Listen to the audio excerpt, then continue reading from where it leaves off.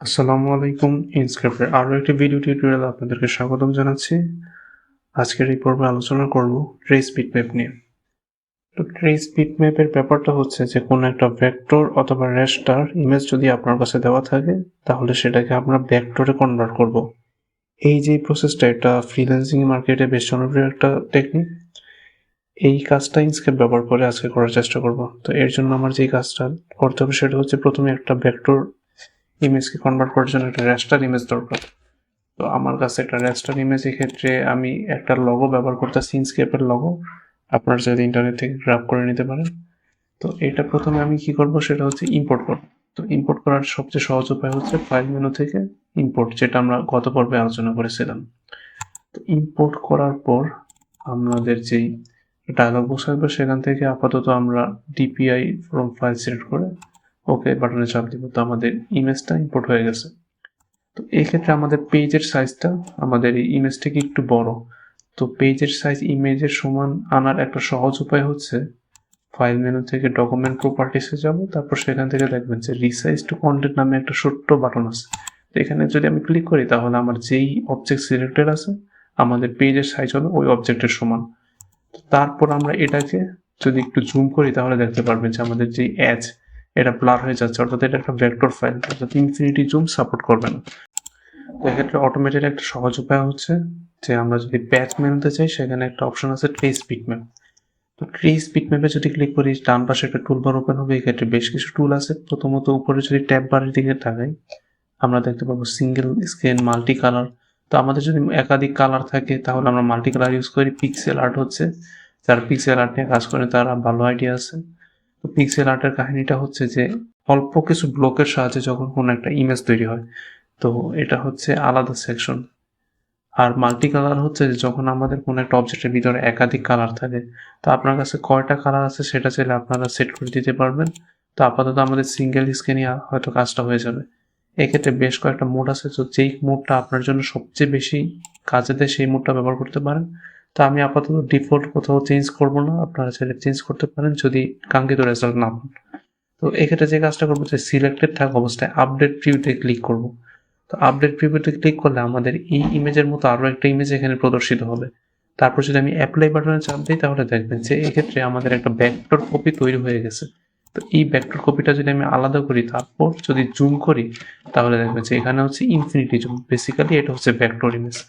তো আমাদের ডান পাশেরটা হচ্ছে রেস্টার ইমেজ, যেটা ইনফিনিটি জুম সাপোর্ট করে না। আর বাম পাশেরটা হচ্ছে ভেক্টর ইমেজ, যেটা ইনফিনিটি জুম সাপোর্ট করে। এবং এটাকে আমরা চাইলে যদি নোট টুলের মাধ্যমে তাকাই তাহলে দেখবেন যে প্রত্যেকটা নোটের সাহায্যে আমরা চাইলে হ্যান্ডেলগুলো কনভার্ট করতে পারবো। তো এটা হচ্ছে একটা পিওর ভেক্টর ইমেজ। তো ভেক্টর ইমেজে আমরা চাইলে বিভিন্ন বৈশিষ্ট্য পরিবর্তন করতে পারবো, এটা আমাদের সবার জানো। তো এক্ষেত্রে যদি খেয়াল করে দেখেন যে আমাদের অরিজিনাল ইমেজের যে অংশগুলো সাদা, আমাদের ভেক্টর ক্ষেত্রে এই অংশগুলো হচ্ছে ট্রান্সপারেন্ট। তো এই ক্ষেত্রে আমরা যেই কাজটা করতে পারি সেটা হচ্ছে যে আমরা প্যাথ ইফেক্ট থেকে আমরা স্পিল্ড প্যাডটা সিলেক্ট করতে পারি, যেটা আমরা এর আগে আলোচনা করছি। অথবা আরেকটা নতুন উপায় আছে, সেক্ষেত্রে যে কাজটা করবো সেটা হচ্ছে যে আমি সবগুলো সিলেক্ট আনসিলেক্ট করে দেবো, অর্থাৎ বর্ডার যে কোনো একটা র্যান্ডম জায়গাতে সিলেক্ট করলে সবগুলো সিলেক্ট মুছে যায়। তো তারপর আমরা যে কাজটা করবো সেটা হচ্ছে পেইন্ট বাকেট টুলে ক্লিক করব, সাদা রংটা সিলেক্ট করব এবং এই খালি জায়গাতে যদি সাদা কালারটা অ্যাপ্লাই করি তাহলে দেখবেন যে এটা সাদা পেইন্ট হয়ে গেছে। তো অনুরূপভাবে আমি আমাদের এই কালারগুলো সাদা করে দিতে পারি। তারপর যদি আমি আবার সিলেকশন টুল দিয়ে চেষ্টা করি দেখবেন যে এগুলো আলাদা অবজেক্ট হয়।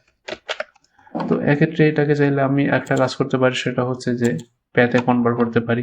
তো যদি একটু জুম করেন তাহলে দেখতে পারবেন যে এখানে কিন্তু কিছুটা গ্যাপ আছে।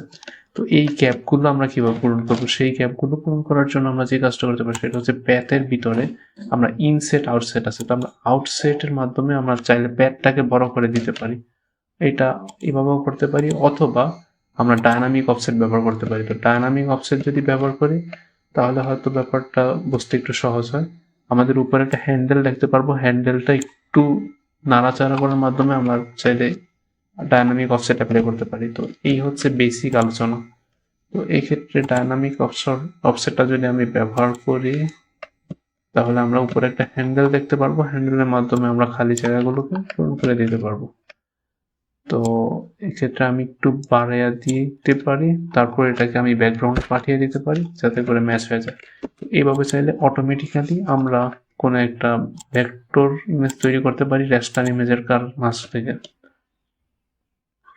তো এভাবে চাইলে আমরা কোনো একটা রেস্টার ইমেজ থেকে ভেক্টর ইমেজে কনভার্ট করতে পারি।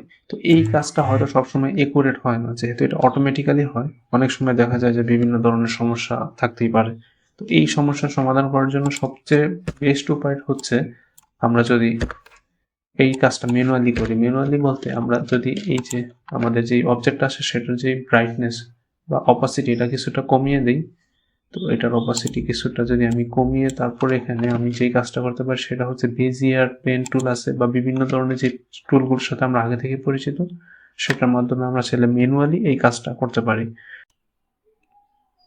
তো এখানে ট্রেস বিটম্যাপ যেই টুলটি আছে এটার সাহায্যে হয়তো আমরা খুব সহজেই এবং দ্রুত কোনো একটা রেস্টার ইমেজকে ভেক্টরে কনভার্ট করতে পারি, কিন্তু এই ব্যাপারটা একুরেট না।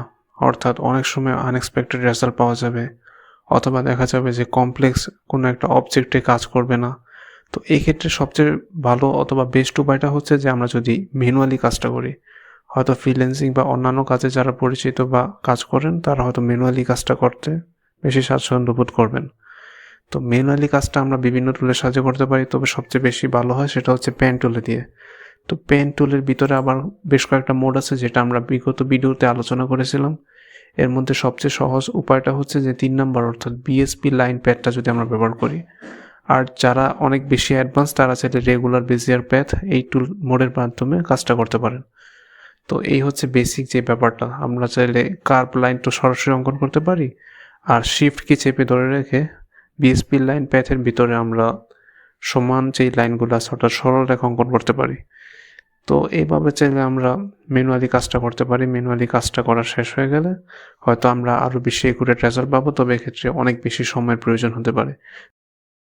তো আজকের টিউটোরিয়ালটা এই পর্যন্তই। ভিডিওটি দেখার জন্য অসংখ্য ধন্যবাদ। আসসালামু আলাইকুম।